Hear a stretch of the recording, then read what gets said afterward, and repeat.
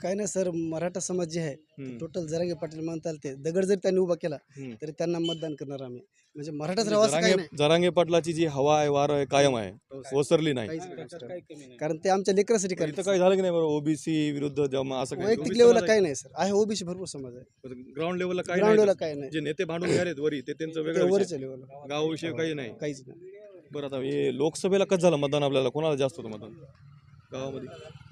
लोकसभेला काँग्रेसला पडला असता सर, पण फक्त भाजपला विरोध, कारण वरील फडणवीस काँग्रेसला मतदान पडलं लोकसभेला जास्त हो, आपल्या हो, गावातून. हो. हम्म, हम्म, हम्म. काँग्रेस काय आवडता पक्ष नाही, पण भाजप नाराजीमुळे त्याला पडलं समजा बरोबर, मतदान. पर्याय म्हणून. पर्याय म्हणून. बरं, काँग्रेस सोडून जर तिसरा पर्याय उभा राहिला तर त्याच्यासोबत जाणार का मराठा समाज? नाही सर, जरांगे पाटील जे म्हणते त्यालाच, दुसरा कोणताच गेल्या नेता वेळेस सुद्धा जरांगे लायक नाही पाटलांना सर. कुठं सांगितलं की तुम्ही ह्यांना मतदान करा, त्यांना नाही ह्यांनी ना असं सांगितलं. म्हटलं हां. आपल्याला जे विरोध केले त्यांना विरोध करा. मग सर जे प्रमुख ठराविक विरोध